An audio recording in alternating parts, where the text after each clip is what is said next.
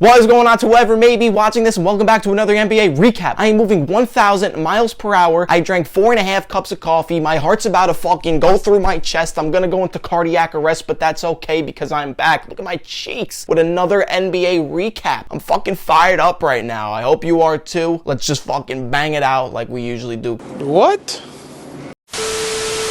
Today, what are we starting out with? Starting out with some NBA news. First thing, we got the fucking hat on. Why? Cam Reddish. Bring him to New York. Bring Cam to New York. We absolutely finessed the fucking Atlanta Hawks. Their GM should be shot dead. He has no idea what he's doing. We pick up Cam Reddish and Solomon Hill. He could fucking jump off a hill. Who gives a shit? For Kevin Knox, who played 2 seconds in 3 years in a first round pick that wasn't even ours. Do we care? No. Have it. We got Cam Reddish. RJ Cam Reddish, you know who's next. Zion. Zion is next.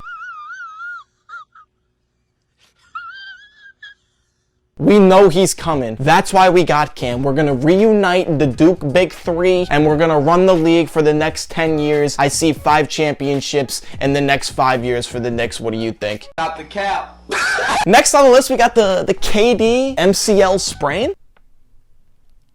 He's out 4 to 6 weeks. It's not a tear, it's a sprain. But this is the thing with KD, man. Every single year, crazy numbers. And right around this time, every single year, it happened last year too. He just goes down with a little injury, you know? I mean, what are you gonna do if you're KD? You're fucking a pencil. I could snap you like Batman got snapped over Bane's fucking knee. Like, I could do that. He has another MVP year. He's probably the front runner, but now you're out 4 to 6 weeks. Here comes Embiid. Here comes Jokic. Sucks for you, KD. Let's also continue with the Nets, since we're talking about KD. The Nets are about to finesse the fucking league. They're about to finesse New York City. Kyrie?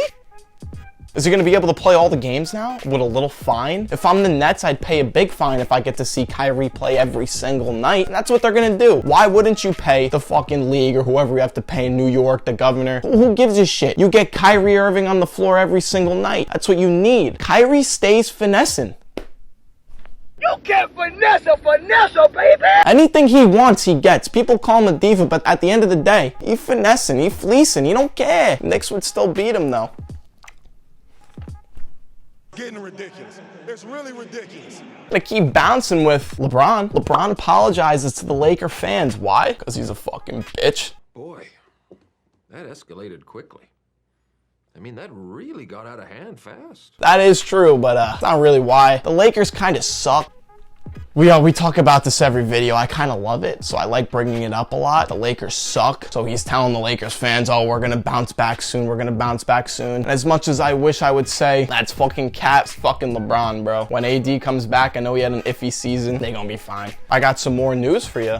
Lillard? I think Lillard's done for the season. He's getting surgery. I don't understand why the Portland Trailblazers would play him. They kind of suck. They're done. Their championship window is over. I don't think there was ever a window to begin with. That shit's been closed. The heat's been on. It's getting fiery in the Trailblazers locker room, the office. They got a lot to figure out this next season, but I don't think Lillard sees the floor the rest of the year. Just is what it is, you know? And we're gonna end it with this absolute could you say that? We're gonna end it with this absolute stupid tweet by, what's this guy's name? Nick Adams. Just shut the fuck up, buddy. LaMelo and Lonzo were absolutely amazing for the league. I'll be the first one to admit it. When they were in high school, and I remember watching them at the lunch table, I said they were cat, they ain't doing shit, they're nothing. Fast forward 5-6 years, I love both of them, bro. LaMelo's an absolute fucking dog. He's a superstar. And Lonzo is just the improvement. I love it. The defense, I'm a big defensive guy. He's the best role player in the league. He hits 3 threes a game. He's a stud. Yes, sir! Good for them. So this guy, Nick Adams, just like Solomon Hill, you could fucking jump off a hill, buddy. On to the next topic, we got team news. We got some teams to talk about. Let's start with the Knicks. I know we just talked about the trade. I got the hat on. It just looks like this is a fucking Knicks cast, but no. Let's talk about what's going on there. The Knicks won 8 of their last 12. They started out really good. They were 6-1, and then they went on a really bad streak. But now they're starting to turn things around. They're starting to flow better. Julius Randle's getting a shit ton of hate, but I think he's just trying to find a rhythm. He's taking a step back. What he's doing, what he needs to. He's not trying to take over every single time. He's letting the ball move. I still think he needs to be a little more aggressive. It's good seeing that RJ's picking it up. He's going for 30 points here, 30 points there. Just stay consistent. We don't need you scoring 30 a night. If you and Randall can go for 20 a night, it's great for Knicks fans, but Mitchell Robinson, the team just looks like they're starting to change and starting to pick things up just in time right before the All-Star break. The next thing we're going to talk about, the Knicks and the arch nemesis, and the Knicks enemies, the Atlanta Hawks. The Atlanta Hawks have lost 10 straight at home. It's absolutely awful. Trae Young's playing great, but what's the problem, you know? What's going on there? Could they not play defense? Is anyone else not stepping up? John Collins, haven't really heard his name this year. Should they move on from Clint Capella? Bogdanovich can't hit a fucking three? What's going on for the Hawks? I think we should expect to hear the Hawks in a lot of trade rumors in the next coming weeks. And just a little fun fact for you.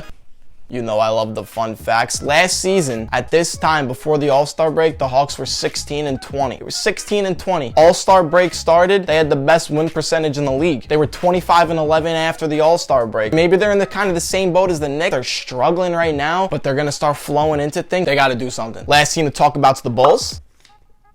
They lost 4 straight. They got dogged by the Nets. They got absolutely dogged by the Nets. And last night, Ja and Tony Bradley got into a little scuffle. And big Steve Adams wrapped them up and fucking was like, buddy, get out of here. You're taking out the trash, you know? Is this them coming down to reality? They also do have a lot of injuries. Zach LaVine, it was scary. He potentially had an injury, but good thing it didn't come out too serious, so he's good. But are the Bulls coming down to reality, or they got some players out, they're trying to get back into their flow? Who knows? They're still in the 1-2 seed in the East. They're gonna make the playoffs. They're fine, but should we start talking about them more? Are they as good as we think?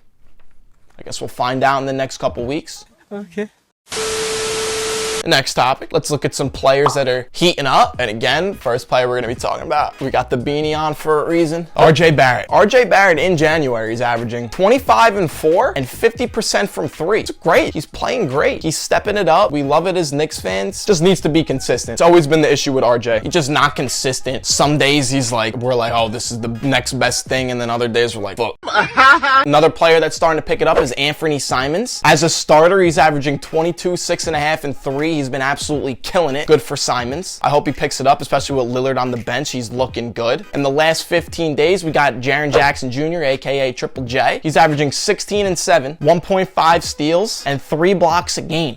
Defensively, he has been an absolute menace, and Ja's got the offense. They're working out so well. The Grizzlies are the biggest surprise this year. Hopefully, they can keep it up. Next, we got Embiid. In the past 15 days, he's in MVP form. He's averaging 30, 10, and 6, 53% field goal. He's shooting 81% from the line on 11 attempts a game. That's James Harden shit right there. 11 attempts a game, and he's hitting 81% as a big man. That's very impressive. The defense is always there. He's averaging 1.3 blocks in that time span. Gotta love Embiid. And we're gonna take Embiid to the next topic and the last topic, with KD getting hurt, with Stephen Curry getting downplayed, with LeBron being the team being kind of subpar. Is Embiid now the front runner for MVP? Him and Jokic. Jokic is sitting in that 6th seed spot, but right now, who else is there? We don't know where this MVP thing is going, but if I had to pick an MVP today, I'm taking Embiid or Jokic. I think I'd have to. As long as they stay healthy, those are the 2 guys to watch out for. That's pretty much that. Embiid's more dominant, more bully ball, but Jokic is more finesse and pass, and they both, when they're healthy, they're just absolutely incredible. They're great guys to watch. And that pretty much wraps up this recap. Thank you for watching. I hope you enjoyed it. Please like the video. Please subscribe. I'm telling you, I'm doing them every single week. Every single week until I find something else to do. These recaps is what I'm doing. But I appreciate you for watching, and I will catch you in the next one. Like I said, leave that like. Let's get it.